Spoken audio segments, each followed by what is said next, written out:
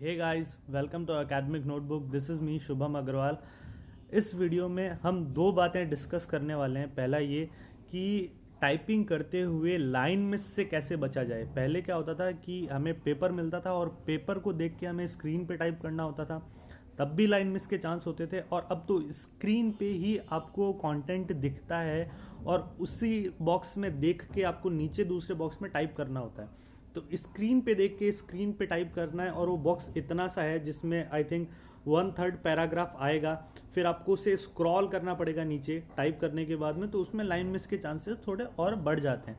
हालांकि अच्छी खासी प्रैक्टिस करने के बाद में बहुत ही रेयर चांसेस हैं कि आपकी लाइन मिस हो, पर फिर भी ना हो इसके लिए क्या चीज़ें कर सकते हैं। पहली बात तो ये कि जब हम टाइप करते हैं तो हमें थोड़ा सा अवेयर रहना चाहिए कि हम क्या टाइप कर रहे हैं। जैसे आपने सामने मैंने आप सबको बताया कि टच टाइपिंग आपको सीख लेनी चाहिए अगर आपके पास वक्त है। अगर नहीं भी सीखी है तो भी कोई दिक्कत नहीं है। अब क्या है, अगर आप टाइप कर रहे हैं, ठीक है, तो आपने कंटेंट पढ़ा, तो जितने भी पैसेज अभी तक आए हैं, जितने भी एग्जाम्स मैंने दिए हैं, टाइपिंग टेस्ट मैंने दिए हैं, उनमें भी जो पैराग्राफ दिया होता है वो सेंसिबल पैराग्राफ होता है। They will not give you random words, shuffle words.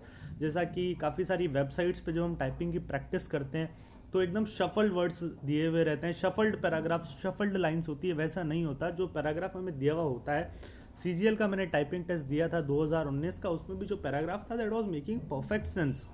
ठीक है, तो जब आप टाइप कर रहे हैं, लाइन बाय लाइन आप टाइप कर रहे हैं, वर्ड बाय वर्ड आप टाइप कर रहे हैं, तो अपने माइंड में, अपने सबकॉन्शियस में ट्राई टू फिगर आउट कि पैसेज क्या कहना चाह रहा है।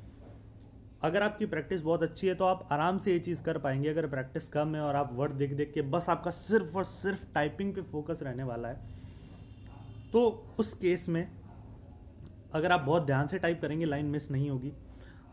अगर आपकी लाइन मिस हो भी जाती है तो हमेशा मैंने आपको बोला है कि आप 45 वर्ड्स पर मिनट अपना स्पीड, एवरेज स्पीड बना के एग्ज़ाम में जाएं। ठीक है, तो आपको लास्ट में 1 और 1.5 स्पेयर मिनट मिलेगा, जिस मिनट को आप यूज़ कर सकते हैं अपना पैसेज रीचेक करने के लिए। अब पैसेज रीचेक करते वक्त सबसे इंपॉर्टेंट चीज़ यही है कि आप उसको कैसे चेक करते हैं। आप उसको टैली करते हैं या फिर आप पैसेज को पढ़ते हैं। मेरा ये मानना है कि ऊपर से देख के नीचे टैली करने के बजाय आप पैसेज को जो आपने लिखा है उसे पढ़ें। आपने इंग्लिश का एग्ज़ाम क्रैक किया है, आपने स्पेलिंग एरर डिटेक्शन पढ़ा है, तभी आप आज यहाँ तक पहुँचे हैं। तो आपको कोई भी स्पेलिंग आपकी डाउटफुल लगे तो आप उसको पैसेज से टैली करके ठीक कीजिए। और आपकी इतनी प्रैक्टिस हो गई है इंग्लिश पढ़ने की, आपने पैसेजेस किए हैं, कॉम्प्रिहेंशन किया है, तो आप जब अपने पैसेज को पढ़ रहे होंगे आपको समझ में आ जाएगा कि इस लाइन का कोई सेंस नहीं है और ये लाइन सही नहीं है। तो उस वक्त आप उस लाइन को ऊपर वाले पैसेज से टैली कीजिए और उसमें कुछ मिस्ड मिलता है तो वो लिखिए। टाइम बहुत कम होगा। अगर आप टैली करने लगेंगे शायद पूरा टैली ना कर पाएँ। अगर आपके पास टाइम बहुत बच रहा है, 2.5-3 मिनट बच रहे हैं, तो आप टैली करके भी चेक कर सकते हैं। अदरवाइज़ आप पैसेज को पढ़ें जो आपने लिखा है, उसमें स्पेलिंग एरर्स को देखें बहुत ध्यान से और हर लाइन का सेंस देख के उस लाइन को पढ़ें। अगर आपको कहीं भी अनसेंसिबल या फिर कोई ऐसा विदाउट अनमीनिंगफुल कुछ भी चीज़ लगे तो आप उसको टैली करके अपनी मिस्ड लाइन को आइडेंटिफाई कर सकते हैं। ठीक है भाई, और क्या था, बस यही हमारा इस वीडियो का ध्येय था। आपको अगर कोई भी क्वेरी है टाइपिंग टेस्ट से रिलेटेड तो आप डेफिनेटली कमेंट सेक्शन में लिख सकते हैं।